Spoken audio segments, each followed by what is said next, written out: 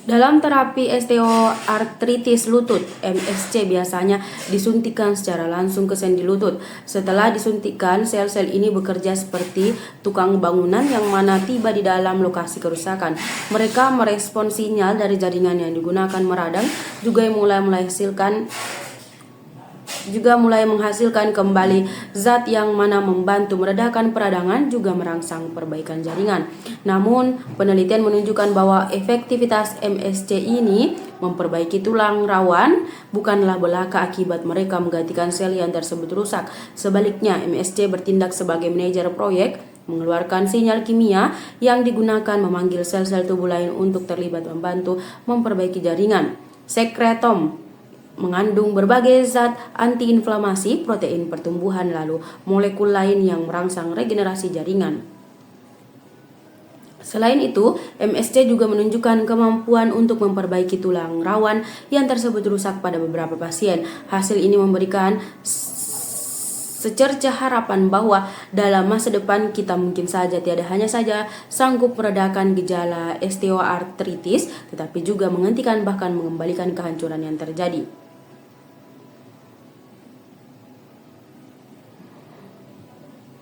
Selain itu, pengembangan terapi menggunakan ekstraseluler atau EVC, yaitu partikel kecil yang dihasilkan oleh sel punca yang dimaksud mengandung molekul-molekul penting untuk regenerasi. Meski perjalanan menuju terapi osteoartritis yang digunakan sepenuhnya efektif juga aman masih panjang, hasil-hasil awal sangat menggembirakan. Dengan terus berkembangnya ilmu pengetahuan kemudian teknologi di area bidang sel punca, ada harapan nyata bahwa kita suatu hari nanti dapat memberikan solusi regeneratif yang dimaksud efektif bagi jutaan orang yang mana menderita osteoartritis lutut di area seluruh dunia. Terdapat perbedaan jenis kelamin yang dimaksud jelas pada tingkat kejadian gangguan kejiwaan sepanjang hidup yang mana bervariasi tergantung pada usia, jenis gangguan kejiwaan, periode kalender, kemudian status sosial ekonomi. Gangguan kejiwaan merupakan salah satu hambatan kemampuan fisik pendukung global yang dimaksud paling mendesak. Telah ditunjukkan bahwa laki-laki mempunyai risiko lebih tinggi terhadap gangguan perkembangan saraf, sementara perempuan lebih lanjut rentan terhadap depresi, kemudian gangguan kecemasan. Namun sebagian besar bukti didasarkan pada penelitian prevalensi tanpa membedakan tindakan hukum baru dari persoalan hukum yang digunakan lazim kemudian berulang yang kemungkinan besar tidaklah memberikan informasi mengenai jendela waktu yang digunakan optimal untuk screening lalu intervensi untuk mengurangi perbedaan jenis kelamin. Temuan variasi ini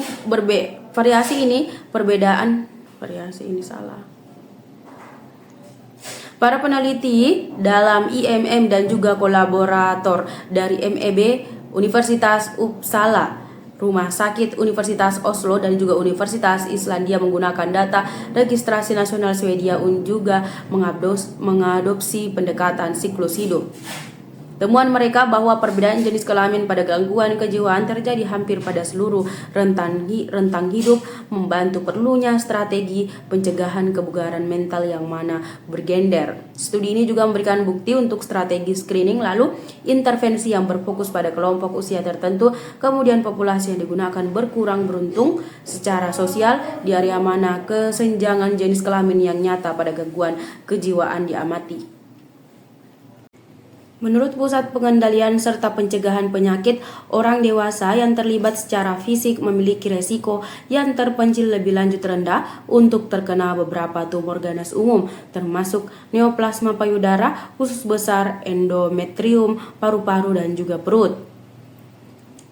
Pengurangan resiko tumor ganas ini merupakan salah satu alasan mengapa masih terlibat penting bagi Christine Thiel, MD, seseorang profesor media bedah serta direktur Breast Care Center dalam Gorgi University Medical Faculty Associate. Ia melakukan olahraga setidaknya 4 hari seminggu, kemudian sejumlah aksi yang dimaksud melatih otot-otot besar seperti kaki, perut, bokong yang digunakan tidaklah hanya saja membantu kondisi tubuh tulang tetapi juga membantu meningkatkan metabolisme. Jack, seseorang onkolog medis, juga Direktur Medis Memorial Care Cancer Institute mengungkapkan mengurangi tumor ganas juga dimulai dari menjaga berat badan yang dimaksud sehat. Karena obesitas sangat erat kaitannya dengan perkembangan karsinoma tertentu, saya mencoba menjaga BMI yang dimaksud wajar melalui olahraga juga modifikasi pola makan, katanya. Ciri-ciri gatal dikarenakan hyperglikemia memiliki beberapa tanda yang mana harus diwaspadai. Gatal pada lapisan kulit adalah salah satu gejala umum yang dimaksud rutin dialami oleh penderita diabetes. Berikut ini 5 ciri khas gatal akibat penyakit gula yang dimaksud perlu diketahui dilansir dari Health hari Jumat. Kulit kering serta mengelupas. Penderita penyakit gula kerap mengalami hambatan dermis kering, khususnya di area kaki kemudian tangan. Hal ini terjadi dikarenakan kadar gula darah yang dimaksud tinggi dapat mengempiskan aliran darah ke kulit, sehingga epidermis menjadi kering juga kehilangan kelembapan.